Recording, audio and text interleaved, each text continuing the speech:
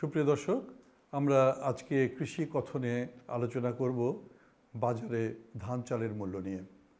গত বেশ কয়েকদিন ধরেই আমরা দেখতে পাচ্ছি যে চালের বাজার বেশ ঊর্ধ্বমুখী।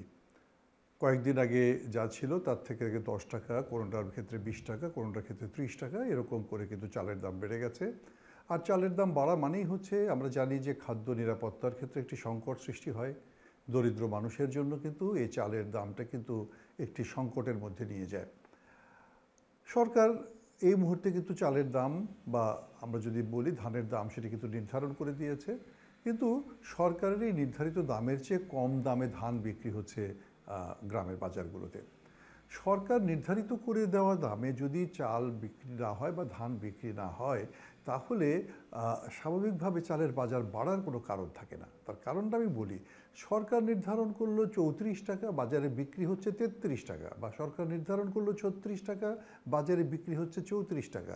তাহলে সেই ধান বা সেই চাল বাজারে কেন খুচরা বাজারে এসে অনেক বেশি দামের মধ্যে পড়বে? 90 টাকা করেও কিন্তু চাল বিক্রি হচ্ছে আমাদের দেশে। আসল কথাটি হচ্ছে যে চালের বাজার বা ধানের বাজার সরকার নিয়ন্ত্রণ করতে পারে না। আসলে কোনো কিছুর বাজারে কিন্তু সরকার নিয়ন্ত্রণ করতে পারে না। তাহলে নিয়ন্ত্রণ করে কারা? নিয়ন্ত্রণ করে বেসরকারি সেক্টর বা প্রাইভেট সেক্টর। একটা কথা বলি যে আমাদের দেশে প্রায় কম বেশি 4 কোটি টনের মতো খাদ্যশস্য দরকার হয়, আর সরকারের সক্ষমতা হচ্ছে মাত্র 20 লক্ষ টন চাল বা গম, এগুলোকে তিনি তার মজুত করে রাখতে পারেন। তাহলে মোট চাহিদার মাত্র 5% যদি থাকে সরকারের কাছে, তাহলে সরকার সেই 5% দিয়ে কিভাবে বাজারকে নিয়ন্ত্রণ করবেন? কারণ বাজারে যদি কোনো জিনিসের দাম বেড়ে যায়, তাহলে যদি সাফিসিয়েন্ট পরিমাণ জিনিস যদি বাজারে অন্য চ্যানেল থেকে না আসে, তাহলে কিন্তু সেই বৃদ্ধি পাওয়া জিনিসের দাম কোনোভাবেই কিন্তু কমানো যাবে না। এটাই হচ্ছে বাস্তবতা। তাহলে সরকারের সীমাবদ্ধতা হচ্ছে, সরকারের যে মজুত করার ক্ষমতা সেটি কিন্তু আসলেই অনেক কম, এবং সেটি দিয়ে কিন্তু আমরা বাজারকে কখনো নিয়ন্ত্রণ করতে পারি না। তাহলে বিকল্প কি? সরকার কি এখন হাজার হাজার গোডাউন তৈরি করবে? সরকার কি হাজার হাজার মজুতের জন্য ব্যবস্থা করবে? সেটাও হয়তো সম্ভব না, কারণ তার জন্য তো অবকাঠামো দরকার, টাকা পয়সা দরকার, নতুন করে বিনিয়োগ করা দরকার। আমি একটা জিনিস শুধুমাত্র উদাহরণ হিসেবে বলতে চাই। দেখেন, আমরা যখন রাস্তাঘাটে সরকারের যদি কখনো গাড়ির দরকার হয়, তাহলে যে কোনো সময় যে কোনো বাস, যে কোনো মাইক্রোবাস, যে কোনো গাড়ি সরকার কিন্তু রিকুইজিশন করতে পারেন। তাহলে সরকার কেন চালের গুদামেগুলোকে রিকুইজিশন করতে পারেন না? সরকার কেন বড় বড় যে প্রতিষ্ঠান আছে তাদের যে অনেক রকমের গোডাউনগুলো আছে সেগুলো রিকুইজিশন করতে পারেন না?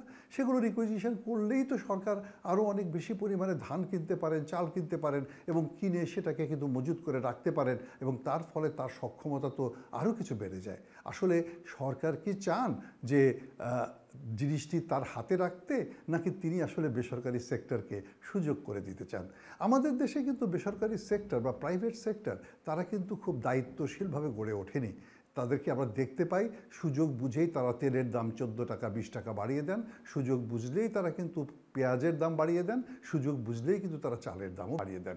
আর আমাদের সরকার কিন্তু তাদেরকে মুক্তবাজার অর্থনীতির নামে তাদেরকে সাগ্রহ কিন্তু স্পর্শ করতে পারে না। আসলে এটা কোনো সিস্টেম না। আমরা একটি সিস্টেমহীন সময়ের মধ্য দিয়ে কিন্তু এগোচ্ছি। আর সিস্টেম যদি না থাকে, এবং সিস্টেমের যদি কোনো অস্তিত্ব না থাকে, সিস্টেম যদি কাজ না করে, তাহলে কোনো অবস্থাতেই সরকারের পক্ষে বাজার নিয়ন্ত্রণ করা সম্ভব না। আসলে বাজার নিয়ন্ত্রণ করার জন্য সৃজনশীল পন্থা দরকার। আমরা গত 50 বছরে, 53 বছরে কারো কাছ থেকে কোনো সৃজনশীল পন্থা খুঁজে পাইনি। আপনারা কি চেষ্টা করবেন নতুন করে কোনো সৃজনশীল পন্থা খুঁজে পেতে, যাতে কৃষককে ন্যায্য মূল্য দিতে পারেন এবং ভোক্তার মুখেও স্বল্প মূল্যে খাদ্য তুলে দিতে পারেন? দেখা যাক না সেই সৃজনশীল পন্থাটি আপনারা তৈরি করতে পারেন কিনা। ধন্যবাদ সকলকে।